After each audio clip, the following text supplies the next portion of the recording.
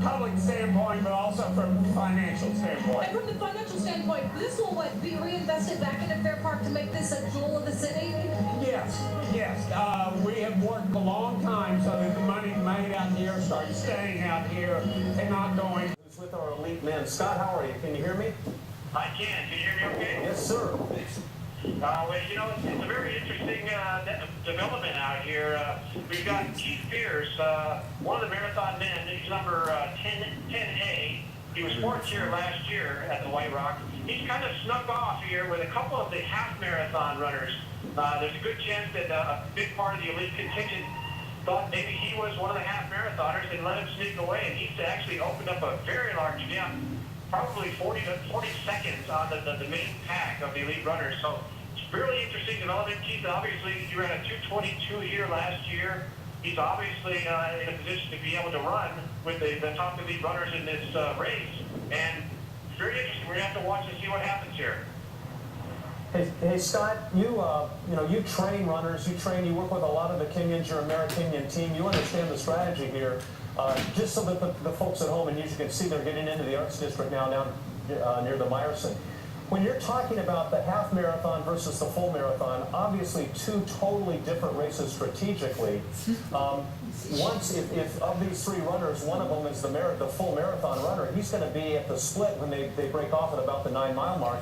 He'll be the Lone Ranger. It's going to be hard for him to maintain that pace by himself. Won't it be? Well, actually, Todd, the pace started out very, very pedestrian. The first mile was a 5:41 mile, which is probably 20 seconds slower than we anticipated. The second mile was a 5:14 mile. And then mile 3 actually dropped down to about a 5:11 mile. So they certainly picked up the pace. The half marathoners, they'll probably shoot to run about a 70-minute half marathon. So that would put Keith obviously on pace to run about a 2:20 marathon. It's surprising that the rest of the pack has actually allowed them to run away, and they're a good 40 seconds behind. A special element. We've got 16 high school runners, 10 boys, 6 girls that are some of the best runners in the state of Texas.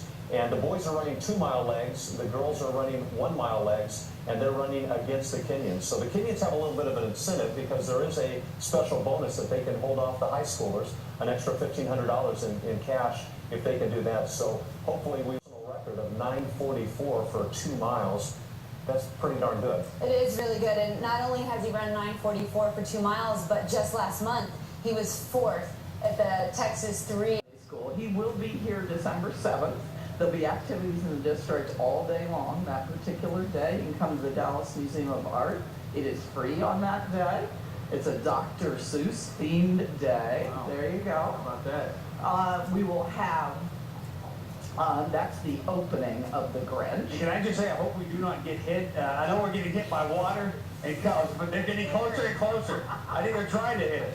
Okay, so the Grinch, the opening of the Grinch. Opening of the Grinch, we'll have carriage rides, and we will be lighting the Christmas tree here at the Windspear Opera House. So come to www.thedallasartsdistrict.org. That is thedallasartsdistrict.org, and you can find all the activities. And we'll have Forsyth Little, we appreciate you joining us. And guys, we should say as we throw it back to you. What is the best thing to do in December in Dallas? They said run the rock. That's right, that's right. And to come down, it's going to be terrific during the Christmas season too. We've got the fountain playing, all the Christmas music. There's a lot of different events out here. So we just hope more people come out and enjoy Fair Park. Well, the big question now, a lot of people are going to know, will the race come back to Fair Park next year? It will. It probably will be finishing at Fair Park.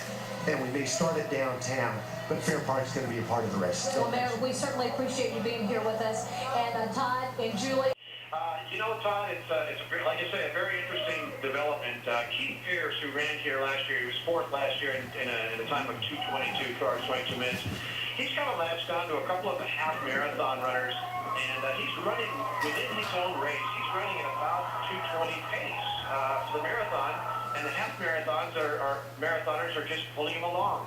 Now, the rest of the pack is out of our sight, so we estimate they're about between a minute and 30 and 2 minutes behind, which is incredibly slow. They've gone at a very, very conservative pace, and I think that they've just made a mistake and let Keith kind of run away with a couple of these half marathoners. And second because I want to let the viewers know what they're looking at. There's 3 runners right now, and they're running through the Turtle Creek section, just getting into Highland Park.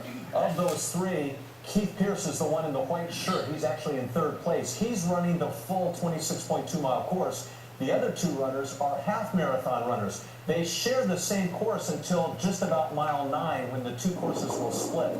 So, Julie, that's what he's referring to. That from a strategy standpoint, this is really pretty fascinating. Well, absolutely, and I've been so impressed with Keith Pierce this fall. Not only did he run and do very well and have a breakout race here last year, but he won the Austin Marathon in 2:20, and then just last month, he was 3rd in the San Antonio Rock and Roll Marathon in 2:17. So he's fit. My question would be, is he tired? Because he did just run such a big breakthrough race, just several weeks ago, and sometimes it takes a little bit longer to recover from a marathon like that. But on the plus side, his confidence is through the roof. And look at this, he's got the perfect pace setters to set the pace for 9 miles. So he's on autopilot, not doing any work or expending any energy, and I think this is a brilliant race plan.